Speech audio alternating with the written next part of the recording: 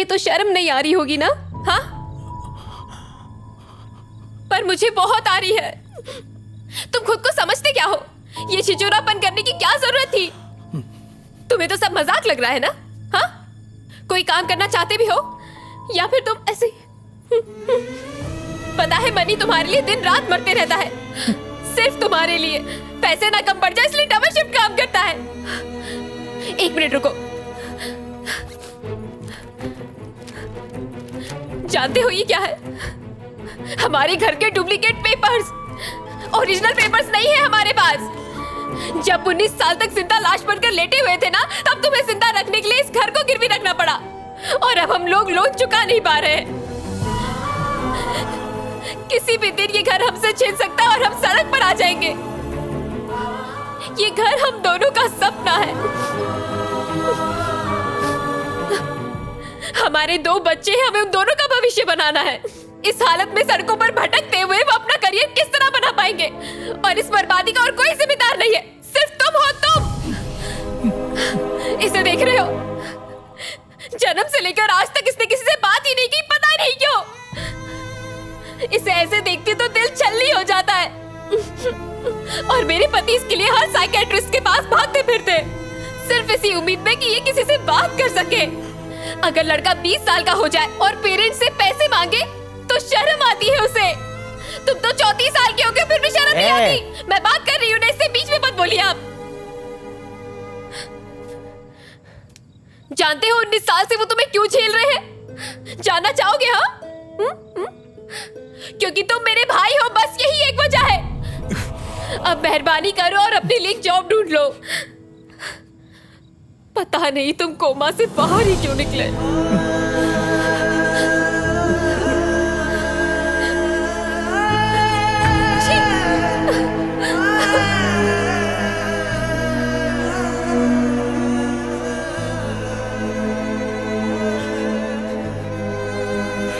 Money, मेरे लिए loan लिया, लेकिन मुझे ही नहीं पता है। अरे तू तो कोमा में था ना, कैसे बता था? लेकिन ये बात झूठ है कि तू उसका भाई है इसलिए मैंने ये सब किया। ये मैंने दोस्ती के लिए किया। और मत पगले, मुझे एक जॉब दिला दे यार। तू फिक्र क्यों करता है? कहीं ना कहीं तो चिपका ही दूंगा।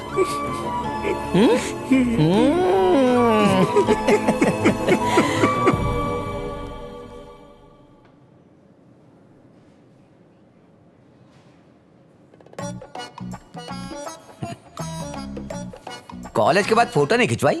नहीं सर। क्यों? वो क्या है कि मैं 19 साल से कोमा में था। कोमा? हाँ। ग्रेट, अच्छी बात। ये कोमा कहाँ है? कनाडा में सर, मैं वहां जाके आया हूं। अच्छी जगह, अगले हफ्ते मैं भी जाने वाला हूँ। क्यों भाई, शर्म वरम बेच खाई है क्या? लोन वापस करो या चुपचाप ये घर खाली करो। भिखारियों की तरह लोन मांगने आ जाते हो, चुकाएगा कौन? अरे चुकाएंगे कहाँ, इन्हें तो हराम की आदत लग गई है। पैसा ले लिया है, अगर नहीं चुकाना है ना तो घर खाली करो, नहीं तो मैं पुलिस थाने जाऊंगा और तुम सबको रोड पे भिजवा दूंगा। अरे हराम की खाने की आदत हो गई है इनकी। सांड के जैसे बैठा है सर, देख क्या रहा है? पैसे वापस कर बे। क्या कहा? तुम स्टैच्यूज बनाते हो? हाँ सर। यार मेरे पास तो खुद की 3D मशीन है, मुझे कोई जरूरत नहीं है। जब तक तुम एक मूर्ति बनाओगे तब तक तो मेरी 100 मूर्तियां बन चुकी होंगी। ऑफिस बॉय की जॉब के लिए भी कंप्यूटर आना बहुत जरूरी है और ग्रेजुएशन भी बहुत जरूरी है। तुमने तो सिर्फ 10वीं पास की है। आपके लिए कोई जॉब अगर नहीं है। नहीं चुकाना है ना तो घर खाली करो। चाय पियो और निकलते बनो। सर यहाँ खड़े रह के कोई फायदा नहीं, कोई वैकेंसी नहीं। तुम्हारी वजह से छोड़ रहा हूँ, वरना इसकी खाल उधेड़ देता। हिम्मत कहाँ से आई? अब निकलो यहाँ से। धक्के मार के भगाओ क्या? चल जाए यहाँ से।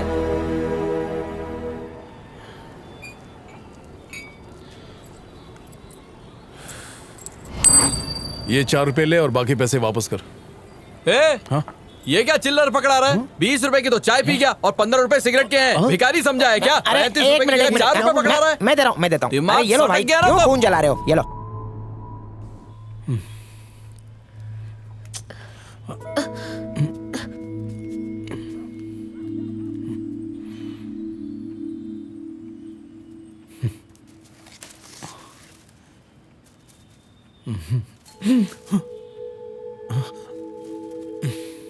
चलो मिलके पतंग उड़ाते हैं।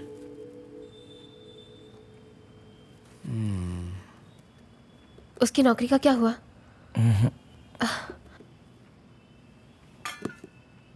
भैया खाना तैयार है, खा लो।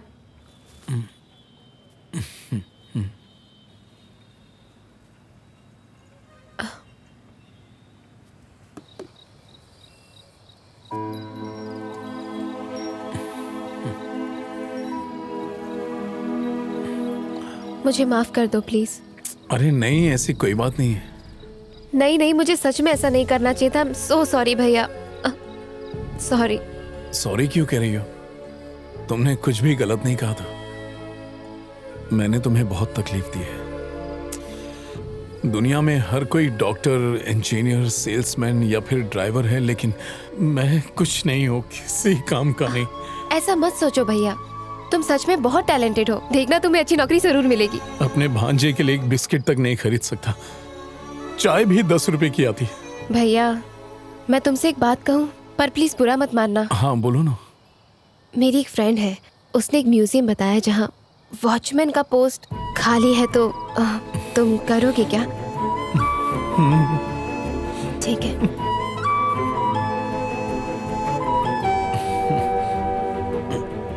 आईने में क्या देख रहा है? कुछ नहीं सर, इससे पहनकर स्कूल यूनिफॉर्म की याद आ गई। हाँ ठीक है, चल चुपचाप अपने ग्लव्स पहन और ड्यूटी पे लग जा। टिकटॉक क्या आ गया, सब खुद को हीरो समझने लग गए। अब जो मैं तुम्हारे साथ करूंगा वो तुम्हें बिल्कुल अच्छा नहीं लगेगा, पर ये मेरा फर्ज है, because I am watchman. Bro क्या कथकली कर रहा है? चल जा अंदर। अरे बाप रे, इसकी वजह से पहले ही मार खा चुका, अब और नहीं खाना। निकल लेता हूँ। अबे अंदर आई क्या? नहीं सर, तुझे बाहर खड़ा होना है कि अंदर अंदर चल। अंदर। लेकिन ध्यान रखना, कोई गड़बड़ नहीं होनी चाहिए। उस दिन गलती मेरी नहीं, तुम्हारी फ्रेंड रितिका की थी। रितिका ने ही तुम्हें ये जॉब ऑफर की है। चेकिंग करनी पड़ेगी।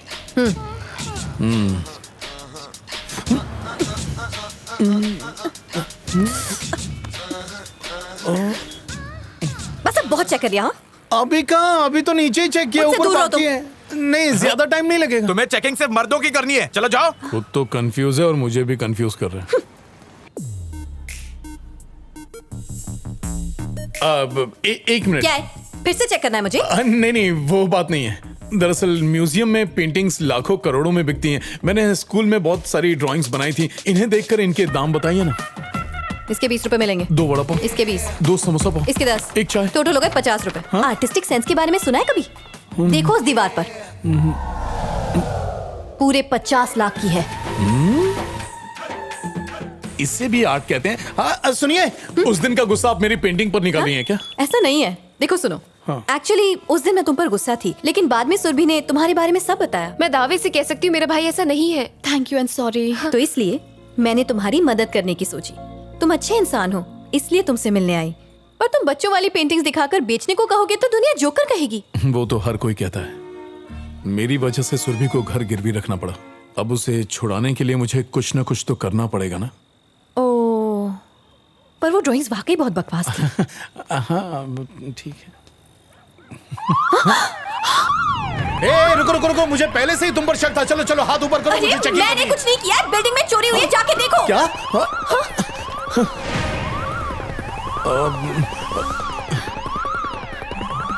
तुम जाओ, जल्दी से पुलिस को फोन करो।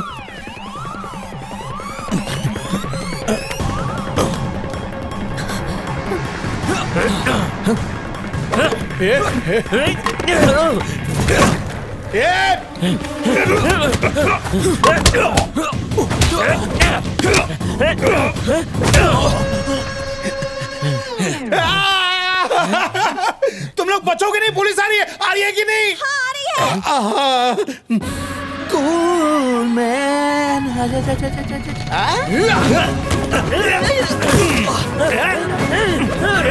चैन खुलेगी, मैन खुलेगी, चैन खुलेगी, मैन खुलेगी, खुलेगी नहीं। गंदी बात। चल। Hello police. भागना मत, गिर जाऊंगा, गिर जाऊंगा।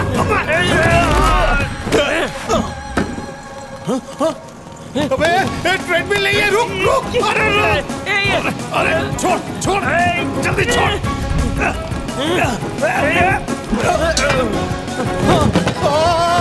अरे ओए, जानते हो स्टैचू की कीमत कितनी है? 1 करोड़।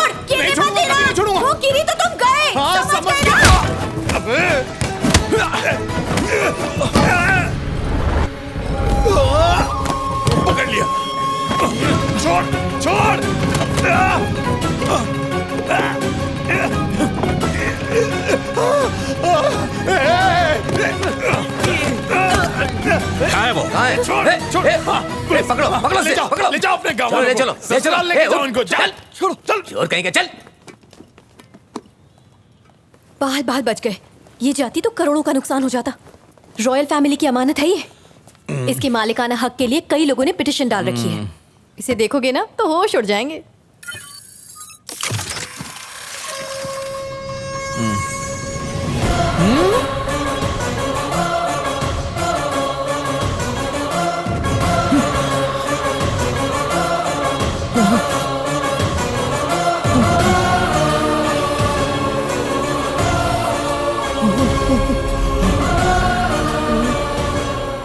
मैंने कहा था ना, इसे देखते ही तुम्हारे होश उड़ जाएंगे। बहुत अच्छे, तुमने कमाल कर दिया।